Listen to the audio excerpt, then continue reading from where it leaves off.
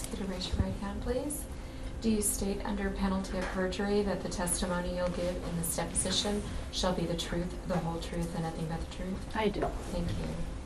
Good morning, ma'am. Can I get you to state and spell your full name? Muzeyyen Balaban, spelled M-U-Z-E-Y-Y-E-N. And the last name is spelled B-A-L-A-B-A-N.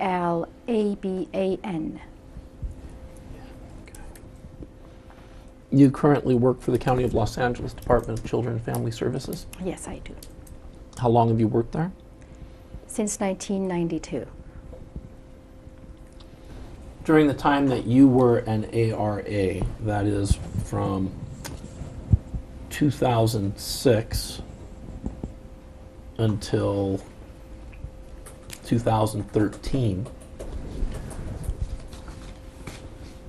did you ever review a case to ensure that your agents, your subordinate social workers, complied with warrant requirements?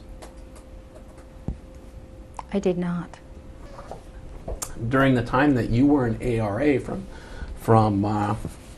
sometime in 2006 until April 1st, 2013, do you recall that there was ever a compliance review to assure compliance with the policies related to obtaining warrants?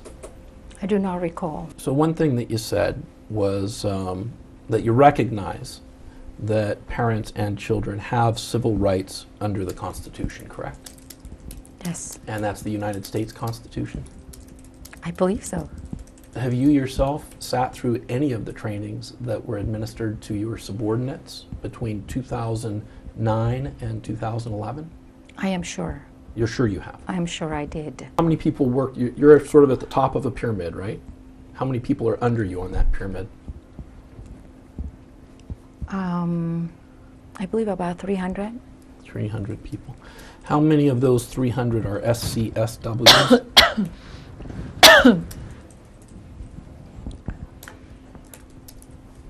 About 12 to 14. 12 to 14 SCSWs. And then the balance would be CSWs? Excuse me. That's okay. The balance of the 300 would be CSWs? No, our support staff also included. How many CSWs work under you in that pyramid?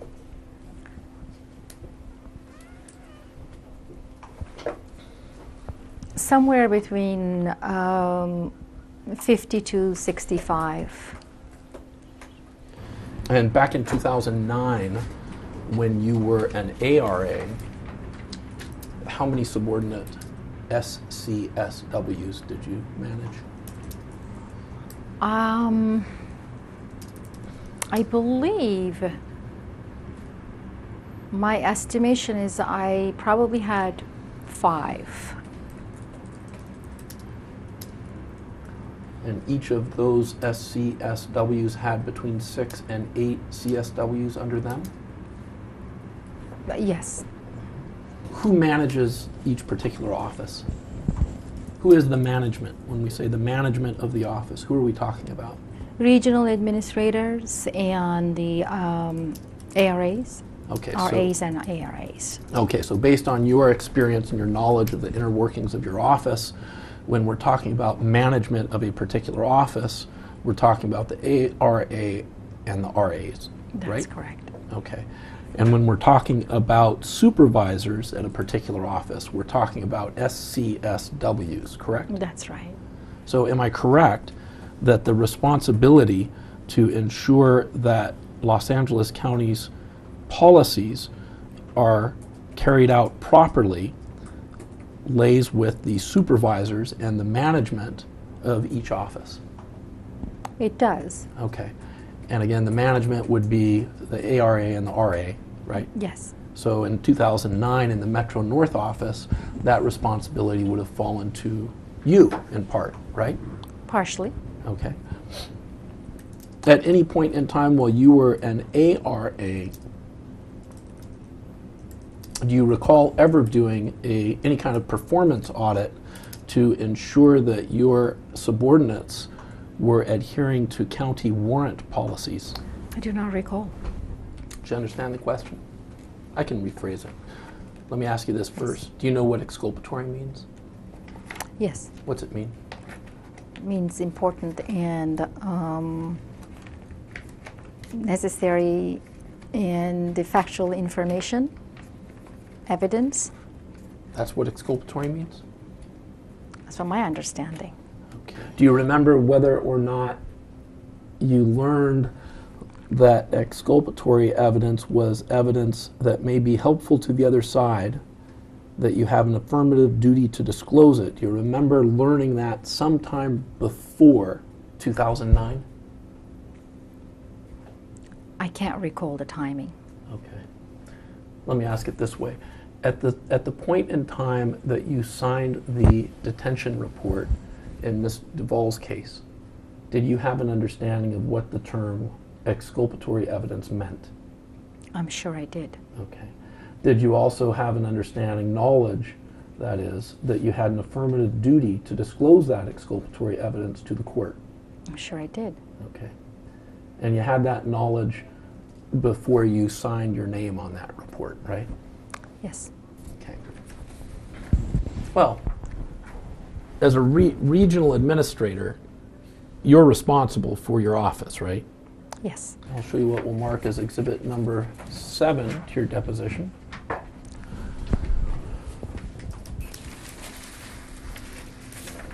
Okay, drawing your attention to the upper right-hand corner, we can read that together. It says, 5 commandments of court report writing. Number 1, include everything in the report with 2 exceptions. Nothing you discuss with county counsel, attorney-client privilege, and other confidential information.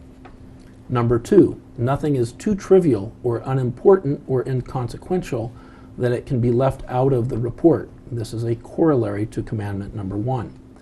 Number 3, if it's not in the report, it never happened. Number 4, spend time addressing every child and every parent. Leave no one out of every report. Number 5, write honestly, objectively, and professionally.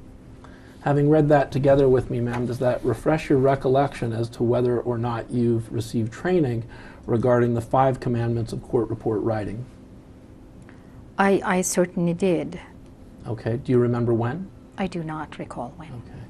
But certainly it was before 2009, correct? That would be correct. Okay.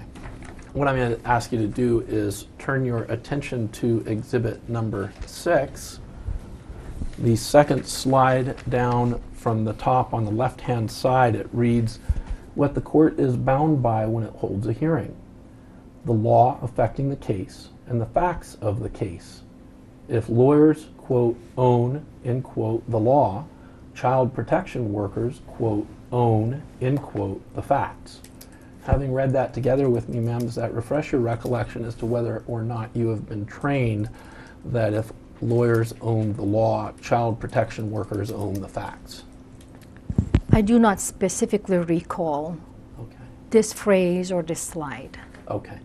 Okay, so the social workers in drafting their reports, they have control over what facts are going into the report, where the lawyers have control over the law they're going to argue, or something like that? Sounds like it. Okay. And you were trained prior to 2009 that even though the social worker has control over the facts that go into the report, they still have to put in the exculpatory information, right? I'm sure I did. Before 2009. Before 2009. Okay. So it would be correct, wouldn't it, ma'am, that on the day you signed the detention report in this particular case, in 2009, you knew that you had an affirmative obligation to disclose exculpatory information to the court in that report? The social worker who wrote the report had the obligation to report all the facts and evidence. Ma'am, correct me if I'm wrong, and I could be wrong here, but you signed the detention report under penalty of perjury, didn't you? I did. You did.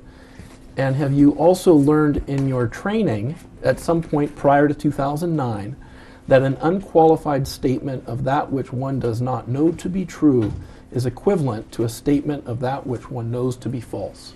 Did you learn that in your training? I do not recall. Okay, so did you ever learn in any of your training, going all the way back to the beginning of your employment, what is meant by the term perjury? Yes. Okay, what does it mean? Means not stating the facts and as far as the evidence goes, and giving the truthful statements. And did you also learn in your training that if you say something in a report that you don't know is true, that's the same as saying something that's false? Did you learn that? I assume so. Now, back in 2009, as an ARA, you understood and recognized that the magnitude of removing a child from his parent, it's a serious thing, right?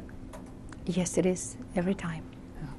And both the parent and the child can suffer some pretty serious emotional injuries, right? Am I correct about that? It can. Can.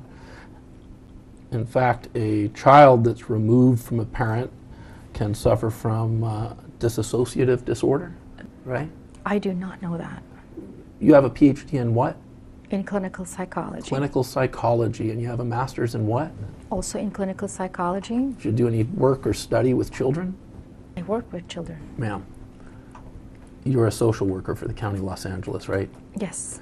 And over the course of the last, what is that, 22 years, you've dealt with hundreds of children that were removed from their parents, right?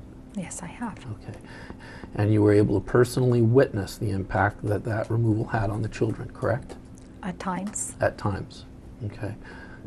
Am I wrong, based on your experience, your personal experience, 22 years as a social worker, that children, when removed from their parents, can suffer from such things as dissociative disorder? I cannot tell you that they suffer from dissociative disorder. How about encopresis? You ever heard of that? I have. What is that? The child not being in control of his or her bowel movements. Is that something that can happen to a child as a result of the trauma of being removed from their parents, if you know? Go ahead. I do not know. How about enuresis? You know what that is? Yes. What is it? Same as child not being in control of his or her bladder movements. Okay. Have you experienced or learned through your training and experience, 22 years with the agency, removing hundreds of children, that children who are removed from their parents can suffer enuresis? I cannot recall. Can't recall. But you don't doubt that the magnitude of removing a child from the home or his parent can be very severe. Anytime you remove a child from a parent or caregiver, it is very difficult. However, you have to weigh the benefits of the removal. What are the rights that run between the child and the family, based on your training? Just based on your training. I'm not asking you for a legal opinion. Do you need the question reread? No, I'm just reading. Well, if you don't remember what the rights are, I will refresh your recollection. Believe me when I tell you that. What I'm wondering right now Please do so. is, hold on, what I'm wondering right now is, you're a regional administrator. Do you know, without referring to a policy or training or something else, do you know generally what rights there are that run between a child and a parent? If you know. If you don't know, tell me. We'll work on it. Well, just a few things that I can remember on top of my head is child's right to still maintain the family connections and visitation rights for the parents and the child. If the child is school age, perhaps to be able to maintain the same school and environment.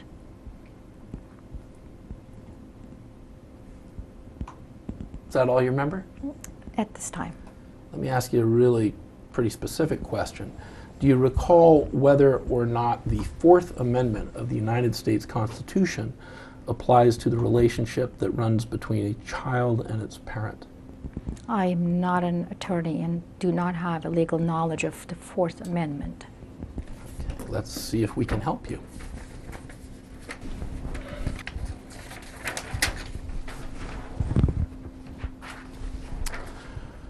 Okay, we'll mark as exhibit number 10 a document titled "Social Workers Are Not Lawyers. Why Do They Need to Know This?" See, I anticipated that you would tell me you're not a lawyer, so I brought this with me. Let's just review it together. It reads, "Social workers are not lawyers. Why do they need to know this? Federal and state law requires CSWs to be trained on the law." Now, before we get into this, again, CSWs, that's the children's social worker, right? That's right. Okay. The first bullet point, and it's all bold, says, "In order to protect the legal rights and safety of children and families," number 2, "from the initial time of contact during investigation through treatment." Did I read all that correctly? Yes. So am I correct, ma'am, that even though you're not a lawyer, you actually do need to know the federal and state law that relates to the work that you do as a social worker? Yes. And your subordinates need to know that too. Yes. And it's partially your job to make sure that they do know that, right? Yes. And it was partially your job in 2009 as an ARA to make sure that the social workers knew that. That's right. Now, having looked at that particular slide, does that refresh your recollection at all as to whether or not the Fourth Amendment of the United States Constitution relates in some way to the work that your social worker subordinates were doing back in 2009? I do not recall as the Fourth Amendment. If we were trained, probably it was under whatever Fourth Amendment covers, and I'm not, again, a lawyer and do not have that specific knowledge about the Fourth Amendment. We'll show you what we'll mark as exhibit number 11 to your deposition. It's a 3-page document. And the first page is titled, "What U.S. constitutional rights do all parents and children have?" And then there's listed here the Fourth Amendment and the 14th Amendment. Having looked at this together with me for a moment, does that refresh your recollection as to whether or not your subordinate social workers have been trained that the Fourth Amendment and the 14th Amendment of the United States Constitution apply to the work that they do?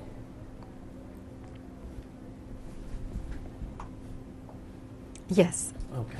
And you knew that in 2009? I'm sure I did.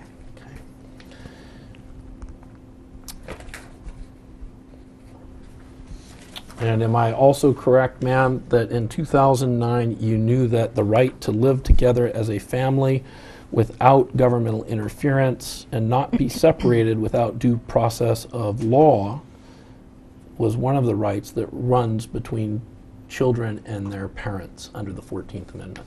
Yes, Okay, and you knew that in 2009? I'm sure I did. Okay. And as an ARA on the management team, it was your responsibility in 2009 to also make sure that your SCSWs, your supervising children's social workers, knew that, right? Yes. If I can get you to turn to the next page of exhibit, what was this, 12? Exhibit 12. Says, "A social worker's duty includes protecting the constitutional rights of children and families." Then it quotes from Calabretta v. Floyd, 1999, 189 F. 3rd, 808, specifically pinpoint cite as 820.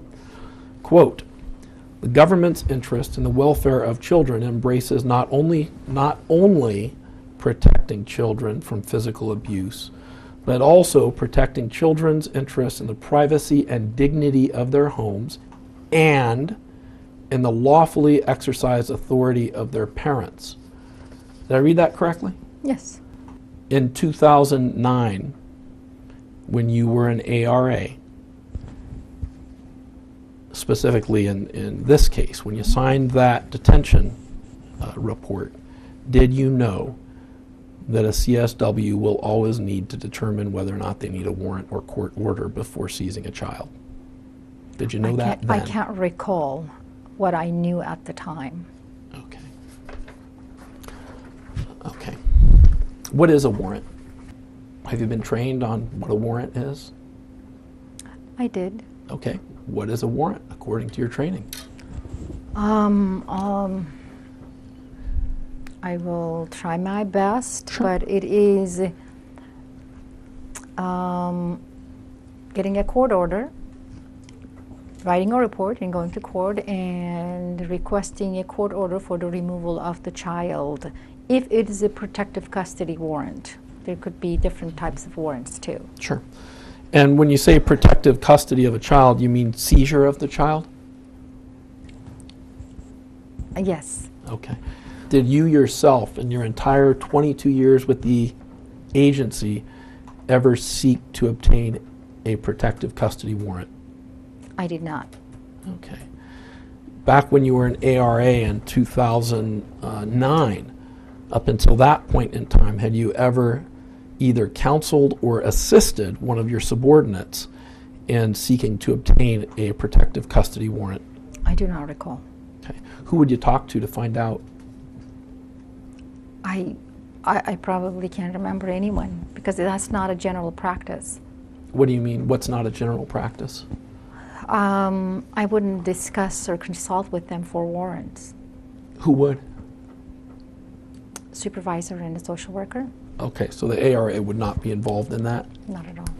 Okay, why are warrants and other court orders legally required in child abuse investigations? Why? To protect children and their parents' rights. Good. And must a children's social worker always obtain a court order before they seize a child? Unless there is exigency. So yes, unless there's an exigency? Yes. Okay. And the next question, you can probably predict it. What is an exigency? According to your training, what is meant by the word exigency?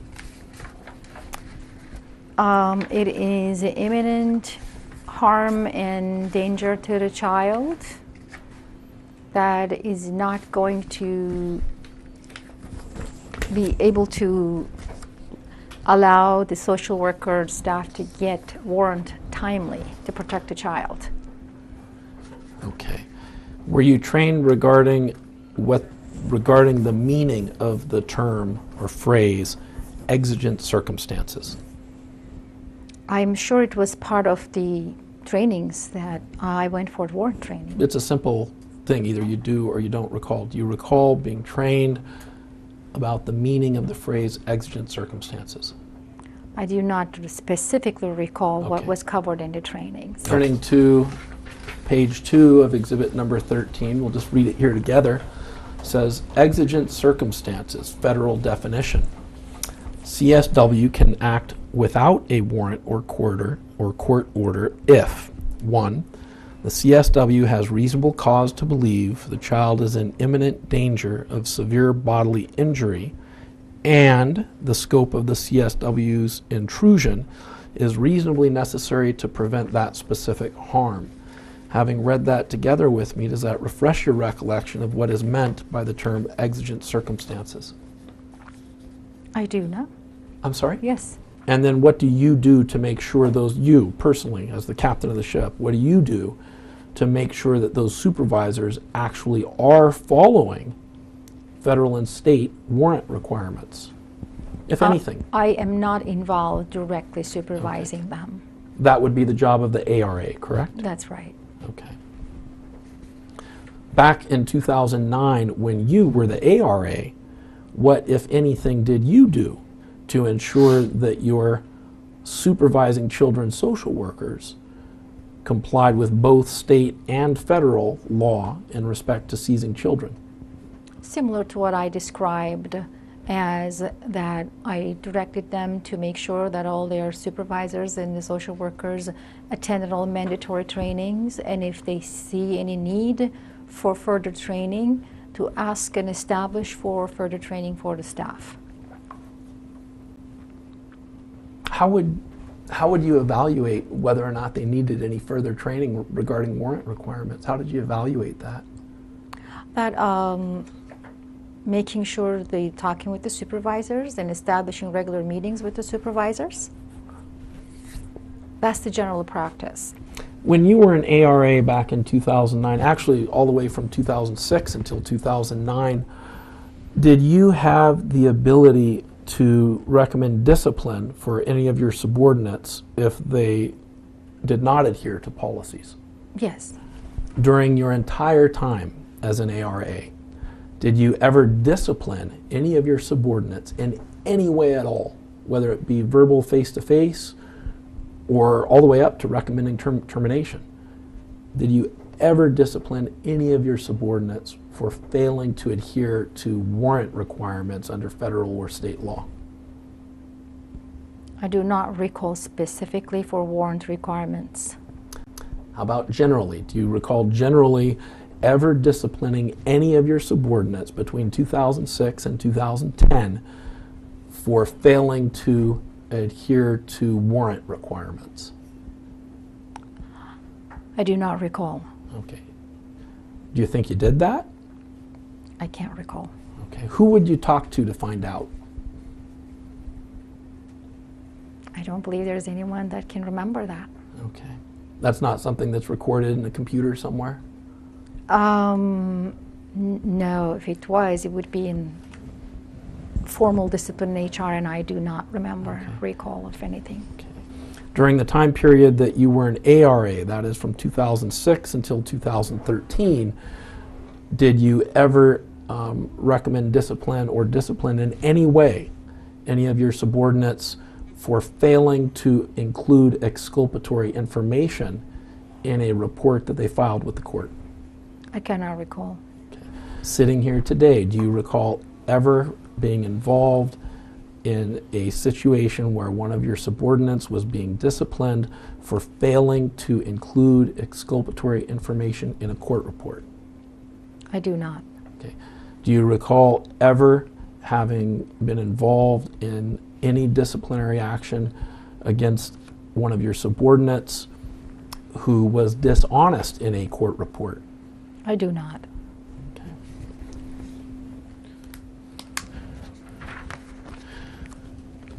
What sort of evidence, if you know, as the captain of the ship, the top of the pyramid, the one in charge, what sort of evidence is your social worker subordinate supposed to have when they're determining whether or not exigent circumstances exist? Is there a special classification or type of evidence? So many different type of evidence that they need to collect, and it depends case by case. Okay, let's turn to page 43 of Exhibit 14. That's the last page in the exhibit. And it's titled, Specific and Reliable Evidence is Required. Has 3 bullet points there on the list. Says a CSW can only rely on specific and articulable evidence when determining there are exigent circumstances to act without a warrant or order. First, let me ask you, ma'am, does that refresh your recollection as to what type of evidence is required when a social worker is determining whether or not they're going to seize a child without first obtaining a warrant? This is just a piece of so general of any evidence. Specific and articulable, and all of them are specific and articulable, otherwise it would not be an evidence. Then in big, bold letters here, all caps in a box set out at the bottom of the page, it says, of particular importance, and this is underlined, the reliability of the evidence. What does that mean? Of particular importance is the reliability of the evidence, according to your training and the training that you want to ensure your subordinates have as the captain of the ship. What does that mean? It is obtained from certain sources or Reliable sources? relevant collaterals. Well, relevant isn't the same meaning as reliable, is it? Well, if the social worker is obtaining an evidence and they find it to be relevant to the investigation and they believe that it is coming from a source that they already trust, so it would be reliable. Okay, let me make sure I'm understanding you. In order to determine whether or not the evidence is reliable, the social worker needs to be able to trust the source of the information, right? That's part of it. The source of the information has to be credible, right? Correct. Okay. Doesn't articulable mean that it's evidence that we can specifically describe in words? Probably. I'll see. Okay, moving right along.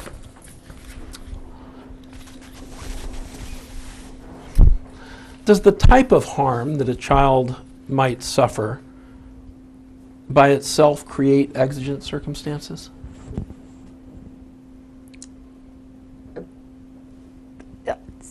Pardon me, repeat it again? Yeah, the type of harm. Does the type of harm that a child might suffer by itself create an exigent circumstance that would justify a warrantless seizure? It may. It may. Okay. For example, if there were allegations that a child was being raped by her father, but her father wasn't going to be home for another couple days, would there be an exigency there? Objection, incomplete hypothetical. Depends the circumstances again. Well, that's the circumstance, is that you've got a report that a 10-year-old child is being repeatedly raped by her father, but father's out of town right now. He'll be back in 2 days. Is there an exigency that would justify your subordinate seizing that child without a warrant? Again, as I stated, there are many other factors that social worker has to consider. Just with the piece of information, the father is going to be away for 2 days and a child is 10 years old. Each situation is different. Okay, let's see if we can help you get a little bit more specific. Let's mark as exhibit number, I think this is 15. Exhibit number 15, a document titled Serious, or rather, Caution. Serious does not always equal exigent. Okay, we can read this together. Maybe it'll refresh your recollection, clear things up.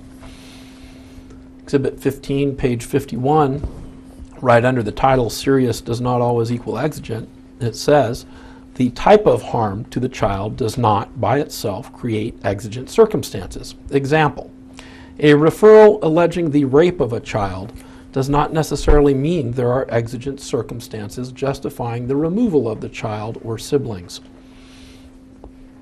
Then below that, have one of those check boxes again.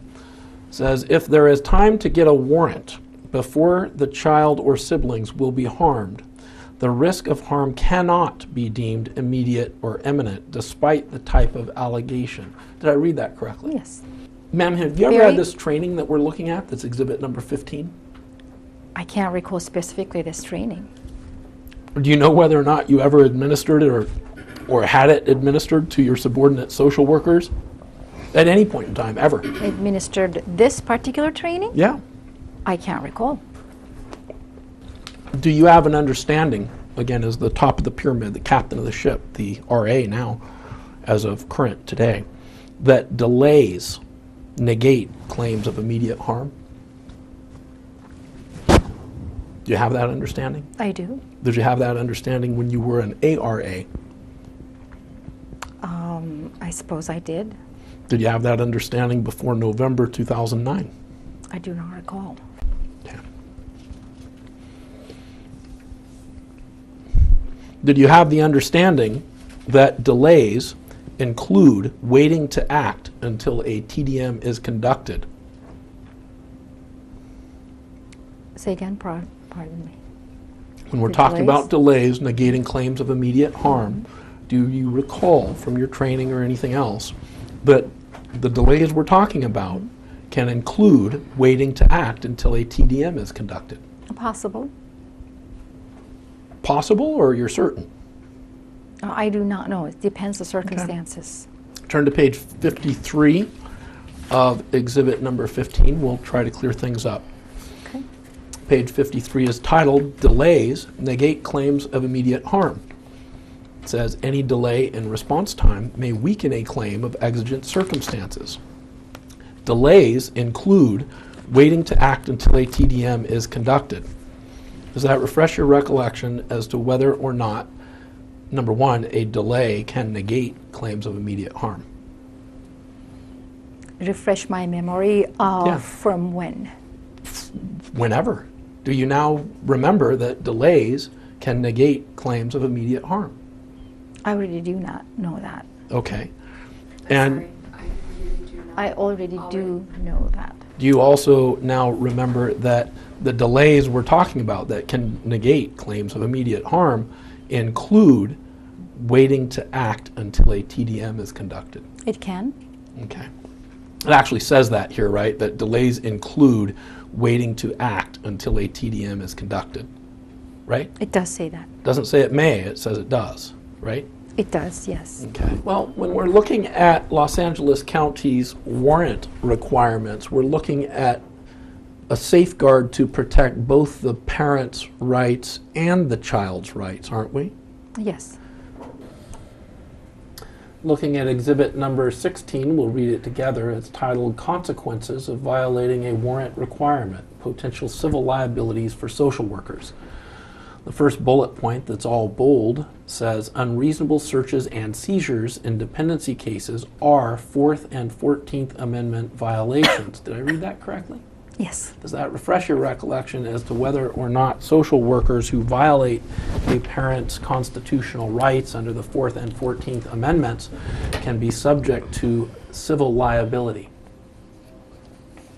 Reading this, yes, it does state that.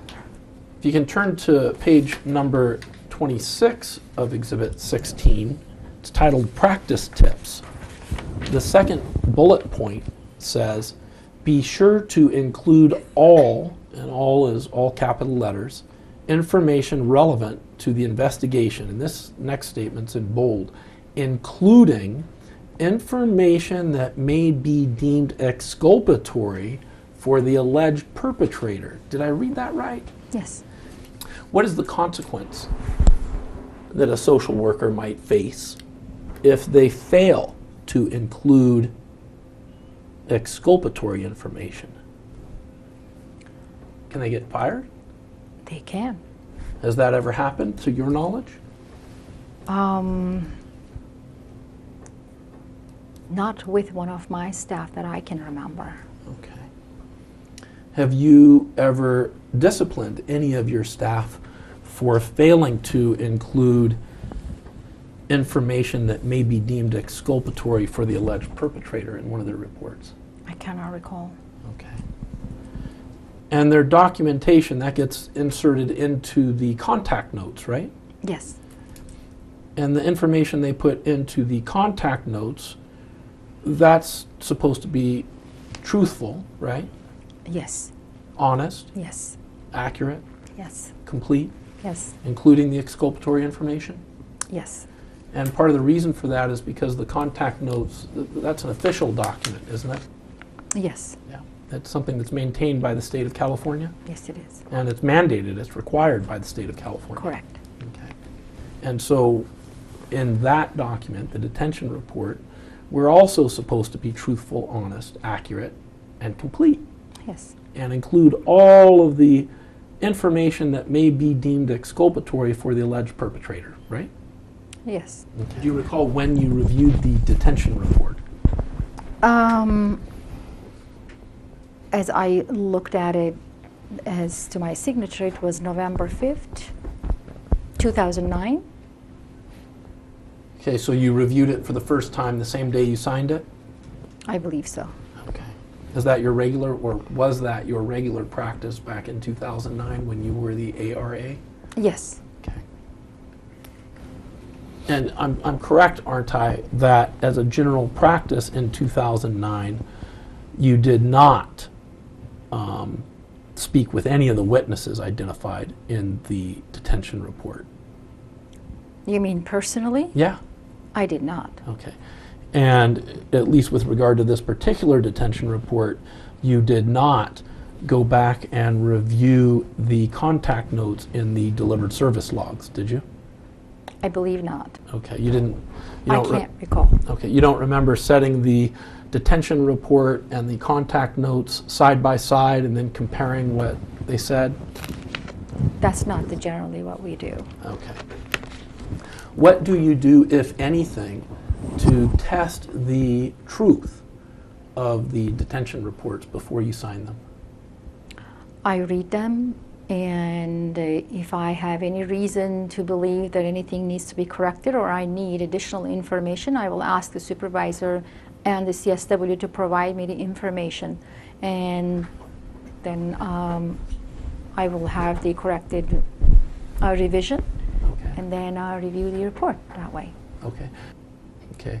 And as the assistant ARA, did you have the ability to review the propriety of the seizure or not?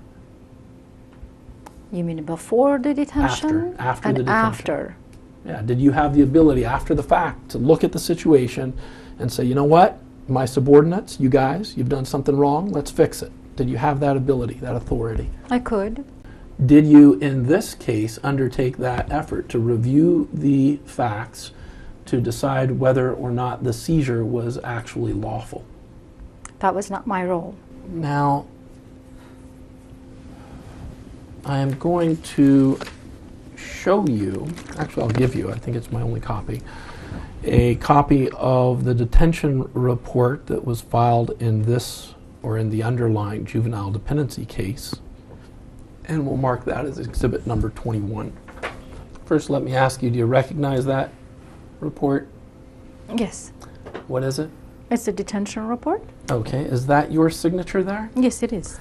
Anywhere near your signature does it say words to the effect of, I am informed and believe that the foregoing is true and correct? Yes. It does. Where? Right on the top of the signatures. Okay, let me see that.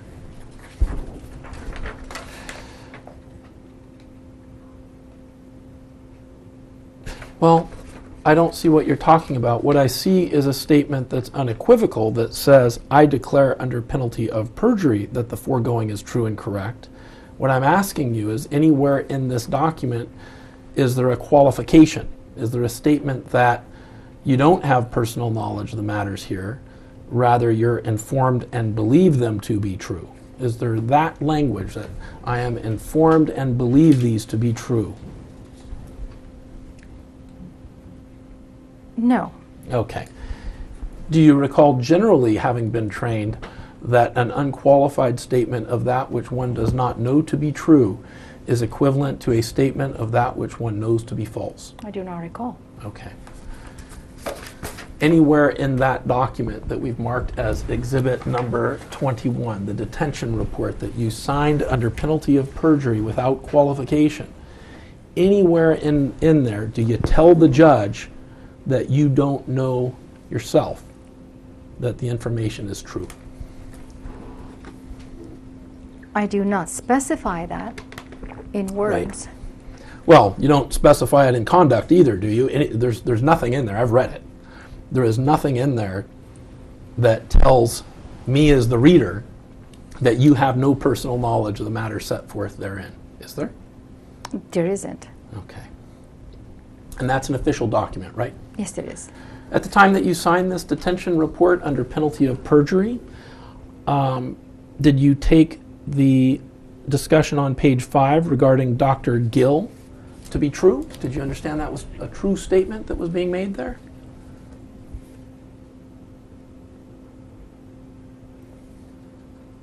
I had no reason to believe any of those statements were not true in this report.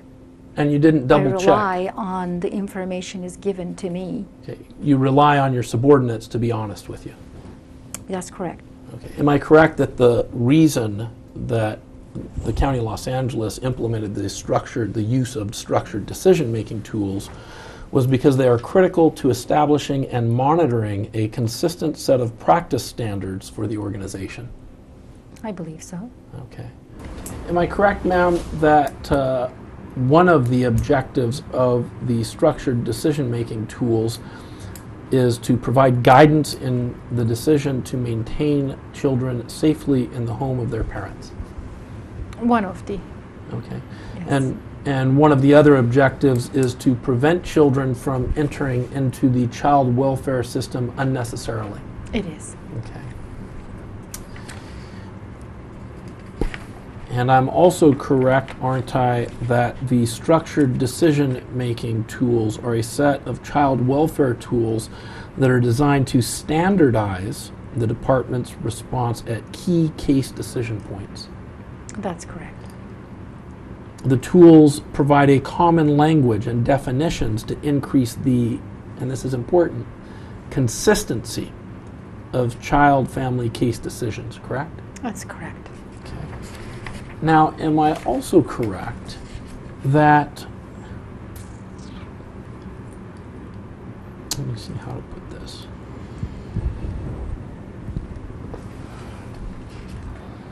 The structured decision-making tools are one of several safeguards that the county has put in place to protect the rights of children and parents.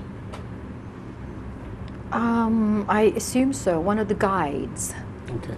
But the purpose for these guides is to provide an additional safeguard to protect the rights of the children and the parents, right? Guide the social workers to make better decisions. Right, better decisions, and that is one of the safeguards that we put in place to protect the rights of the children and the parents, correct? Can be. Okay. Are you telling me that according to policy it is or it isn't a safeguard? I have to review the policy to really tell you. Okay. Ah, here it is. If you take a look at exhibit number 9 for me, it's the procedural guide titled 0070548.20, Taking Children into Temporary Custody. Am I correct, ma'am, that the Los Angeles County Department of Children and Family Services recognizes the magnitude of removing a child from the home of his or her parent by setting numerous safeguards which protect the rights and integrity of the children and the family? Yes. Okay. Is the structured decision-making tool one of those numerous safeguards? Yes, it is. Okay. And the purpose of the structured decision-making tool as one of these numerous safeguards, it helps us protect the rights and integrity of the child and the parents, correct? Yes, can be. Well, it's a safeguard or it's not. Is it a safeguard? It is a guide. So it's not a safeguard. It is a guide to help the social workers to make decisions. And when we're talking about team decision-making meetings, one of the things that we look at there to protect, as a safeguard, to protect the rights of the parent and the child, is that if there is a child in danger, we don't wait for the TDM to seize the child, right? Oh, that's correct. We seize the child right away. Depending upon the case. If the child's in immediate danger, we seize that child right away, right? If the social worker has the information at that moment, then they have to detain the child as in exigent reasons, of course. Okay, so the moment that they discover that this child is in danger, they have to take the child. Yes. They can't wait for a TDM to take the child. That's correct. Okay. And if they did that, that would be a violation of policy, wouldn't it? Unless there is a new information explored and found at the TDM.